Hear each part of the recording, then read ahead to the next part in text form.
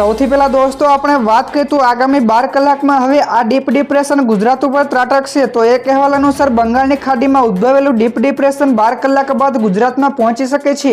જો કે ગઈકાલથી જ દક્ષિણ ગુજરાત તેમજ મધ્ય ગુજરાતમાં તેની અસર શરૂ થઈ ગઈ છે। તો વધુ એક અહેવાલ અનુસાર ઓડિશાના ડીપ ડિપ્રેશનની અસર ગુજરાત ઉપર વધારે થવાની છે।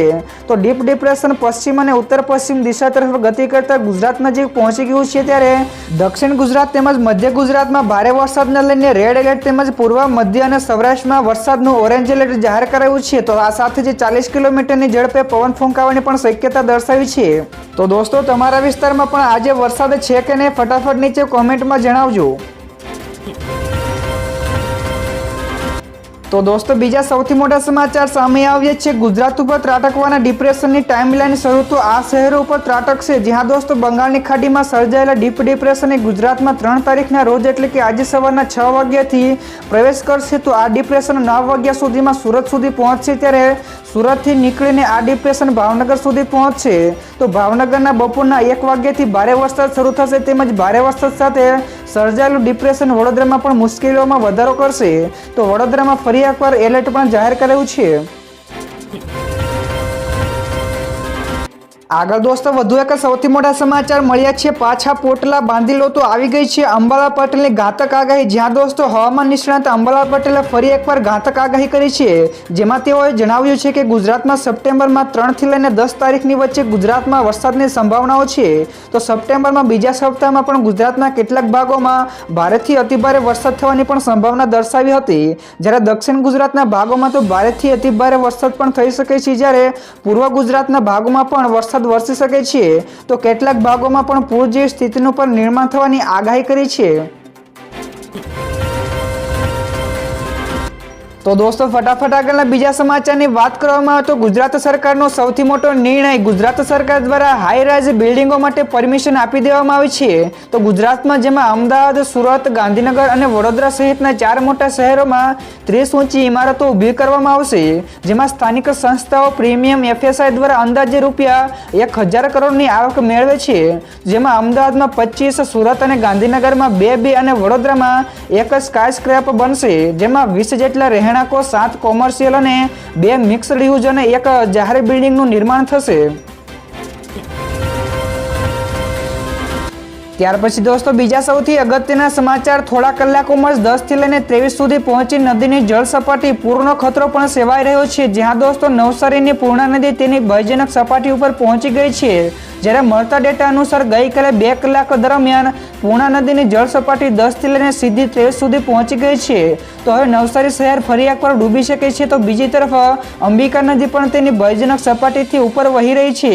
તો તેના પાણી પણ ફરી વળતા 15 થી 20 જેટલા મજૂરો અંબિકા નદીના પટમાં ફસાયેલા હતા। તો એક ટ્રક પણ તણાઈ ગઈ હતી। ત્યારબાદ દોસ્તો બીજા સૌથી મહત્વપૂર્ણ સમાચાર મળ્યા છે। 2817 કરોડના ડિજિટલ એગ્રીકલ્ચર મિશનને મળી મંજૂરી। જ્યાં દોસ્તો 2817 એટલે કે 2817 કરોડના ડિજિટલ એગ્રીકલ્ચર મિશનને મંજૂરી મળી ગઈ છે। તો મોદી સરકારની કેબિનેટની બેઠકમાં મહત્વપૂર્ણ નિર્ણયો લેવામાં આવ્યા છે, જ્યારે કેન્દ્રીય મંત્રી અશ્વિની વૈષ્ણવે જણાવ્યું હતું કે ખેડૂતોના જીવનને સુધારવા અને તેમની આવક વધારવા માટે 7 મોટા નિર્ણયો લેવામાં આવ્યા છે। જેમાં પહેલું છે કે ડિજિટલ એગ્રીકલ્ચર મિશન છે। તો બીજા નિર્ણય ખોરાક અને પોષણ સુરક્ષા સાથે સંબંધિત છે। તો આવા કુલ 7 નિર્ણયો લેવામાં આવ્યા છે। તો દોસ્તો ત્યાર પછી આગળના બીજા સમાચારની ઝડપથી વાત કરવામાં આવે તો ગુજરાત ઉપર ફરી એકવાર આફત મંડરાઈ રહી છે। તો 4 સિસ્ટમો એકસાથે સક્રિય થઈ છે। જ્યાં દોસ્તો મેઘરાજાએ રાજ્યમાં થોડા સમય માટે વિરામ લીધો, ત્યાર પછી વિરામ બાદ ફરી એકવાર સટાસટી બોલાવી રહ્યા છે।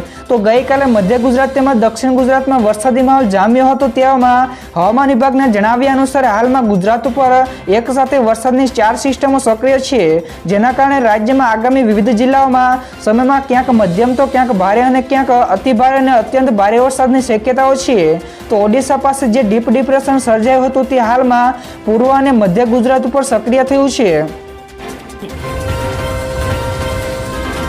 તો દોસ્તો ત્યારબાદના બીજા સૌથી અગત્યના સમાચાર, નીતિન ગડકરીનું મોટું નિવેદન, કહ્યું કે ડીઝલ કાર બનાવવાનું બંધ કરો. જી હા દોસ્તો, કેન્દ્રીય મંત્રી નીતિન ગડકરીએ એક કાર્યક્રમ દરમિયાન ડીઝલને લઈને મોટી વાત કહી છે. તેમણે કહ્યું કે જો ડીઝલ વાહનોનું ઉત્પાદન જલ્દી બંધ કરવામાં નહીં આવે તો હું આ વાહનો ઉપર એટલો ટેક્સ લગાવી દઈશ કે તેનું વેચાણ કરવું પણ મુશ્કેલ થઈ જશે. એટલે કે આપણે ટૂંક સમયમાં જ પેટ્રોલ અને ડીઝલ છોડીને પ્રદૂષણ મુક્ત થવા માટે નવા માર્ગ ઉપર ચાલવું પડશે. તો દોસ્તો નીતિન ગડકરીના આ નિવેદન વિશે તમારે શું કહેવું છે, ફટાફટ નીચે કોમેન્ટમાં જણાવજો. ત્યારબાદના દોસ્તો બીજા સૌથી મહત્વપૂર્ણ સમાચાર સામે આવ્યા છે. એસબીઆઈએ ફાસ્ટેગની નવી ડિઝાઇન લોન્ચ કરી છે. જ્યાં દોસ્તો એસબીઆઈએ તેના ફાસ્ટેગ માટે નવી ડિઝાઇન લોન્ચ કરવામાં આવી છે. તેનો ઉદ્દેશ્ય મુસાફરો માટે મુસાફરીનો સમય ઘટાડવાનો છે. જ્યારે 30 ઓગસ્ટ 2024ના રોજ એસબીઆઈએ એક અખબારી યાદીમાં જણાવ્યું હતું કે બેંકે એસબીઆઈ ફાસ્ટેગ માટે વાહન શ્રેણી VC04 શ્રેણીમાં નવી ડિઝાઇન રજૂ કરી છે. તો અદ્યતન ફાસ્ટેગની ડિઝાઇન વાહનોની ઓળખ અને ટોલ વસૂલવાની ક્ષમતાને વધારે છે, જેનો હેતુ મુસાફરીનો સમય ઘટાડવાનો છે. તો દોસ્તો ત્યારબાદના બીજા સૌથી મોટા સમાચાર સામે આવ્યા છે. વિપક્ષના નેતા અમિત ચાવડાનું મોટું નિવેદન. તેમણે કહ્યું કે ભાજપના નેતાઓએ જ વિશ્વામિત્રીમાં દબાણ કરીને બંગલાઓ બાંધ્યા છે. જ્યાં દોસ્તો વડોદરાની મુલાકાતે આવેલા ગુજરાત વિધાનસભામાં વિપક્ષના નેતા અમિત ચાવડાએ ભાજપ ઉપર આકરા પ્રહારો કર્યા હતા. ત્યારે તેઓએ જણાવ્યું હતું કે વિશ્વામિત્રી નદીમાં ભાજપના નેતાઓએ જ દબાણ કરીને બંગલાઓ બનાવી દીધા છે. જે અગોરા મોલે વિશ્વામિત્રી નદીમાં દબાણ કર્યું છે, તે અગોરા મોલમાં આનંદીબેન પટેલના કુટુંબીજનોની ભાગીદારી પરની વાત કરી હતી. તો આ સાથે વિશેષમાં કહ્યું હતું કે આ કુદરતી નહીં પરંતુ સરકાર સર્જિત પૂર છે. તો દોસ્તો અમિત ચાવડાનું આ નિવેદન સાચું છે કે ખોટું, ફટાફટ એટલે જલ્દીથી નીચે કોમેન્ટ કરજો.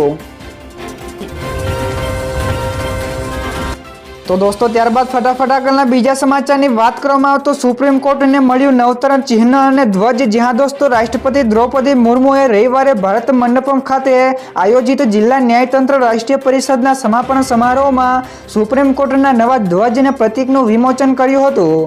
જ્યારે આ ધ્વજમાં સંસ્કૃત શ્લોક યતો ધર્મસ્તતો જય લખાયેલું છે, જેનો અર્થ એ થાય છે કે જ્યાં ધર્મ હશે ત્યાં વિજય થશે. તો આ સિવાય ધ્વજની ટોચ ઉપર એક અશોક ચક્ર છે, જ્યારે મધ્યમાં સુપ્રીમ કોર્ટ ઇમારત છે અને નીચેની બાજુ બંધારણનું પુસ્તક પણ છે. ત્યાર પછી દોસ્તો આગળ વધુ એક સૌથી મોટા સમાચાર સામે આવ્યા છે. આંધ્રપ્રદેશ અને તેલંગાણામાં પૂરનો કહેર જોવા મળ્યો, જ્યારે 20થી વધારે લોકોના મોત થયા છે. જ્યાં દોસ્તો આંધ્રપ્રદેશ અને તેલંગાણામાં છેલ્લા 3 થી 4 દિવસમાં ભારેથી અતિભારે વરસાદ વરસી રહ્યો છે, જેના કારણે આંધ્રપ્રદેશના ઘણા બધા ભાગોમાં પૂરની ગંભીર સ્થિતિ બની છે. તો બંને રાજ્યોમાં લગભગ 20 કરતાં વધારે લોકોના મોત થઈ ચૂક્યા છે. અત્યંત ભારે વરસાદના કારણે સ્થિતિ ખૂબ જ ખરાબ છે. તો શાળા અને કોલેજોમાં પણ બંધ કરી દેવામાં આવી છે. તે જ સમયે રેલવે દ્વારા પણ 99 જેટલી ટ્રેનોને પણ રદ કરી દેવામાં આવી છે, જ્યારે 54 જેટલી ટ્રેનોના રૂટ પણ બદલી દેવામાં આવ્યા છે. ત્યારે લોકોને સાવચેત રહેવા માટે પણ કહેવામાં આવી રહ્યું છે. ત્યારબાદના દોસ્તો બીજા સૌથી મહત્વપૂર્ણ સમાચાર મળ્યા છે. સોના અને ચાંદીના ભાવમાં થયો ઘટાડો. જી હા દોસ્તો, અઠવાડિયાના પહેલા દિવસે એટલે કે ગઈકાલે સોના ચાંદીના ભાવમાં ઘટાડો જોવા મળ્યો. ત્યારે સ્થાનિક બજારના મલ્ટી કોમોડિટી એક્સચેન્જ ઉપર ચાંદીના ભાવમાં પણ ભારે ઘટાડો નોંધાયો છે. તો શુક્રવારની સરખામણીએ લગભગ ₹900 પ્રતિ કિલોની સસ્તી થઈ છે. તો ઇન્ડિયા બુલિયન એન્ડ જ્વેલર્સ એસોસિએશનના અધિકૃત વેબસાઇટ iBazaar.com અનુસાર રેટ જોઈએ તો 999 પ્યોરિટી વાળું 10 ગ્રામ સોનું ગઈકાલે ₹521 તૂટીને 71,437 ઉપર પહોંચી ગયું છે. ત્યાર પછી દોસ્તો આ સિવાયના બીજા સમાચારની આગળ વાત કરવામાં આવે તો ટીવીએસ 2 વ્હીલરના વેચાણમાં જબરદસ્ત વધારો જોવા મળ્યો છે. જ્યાં દોસ્તો ટીવીએસ મોટર કંપનીએ ઓગસ્ટમાં કુલ 3.91 લાખ વાહનોનું વેચાણ કર્યું છે. તો ઓગસ્ટ 2023માં વેચાયેલા 3.45 લાખ વાહનોની સરખામણીએ વાર્ષિક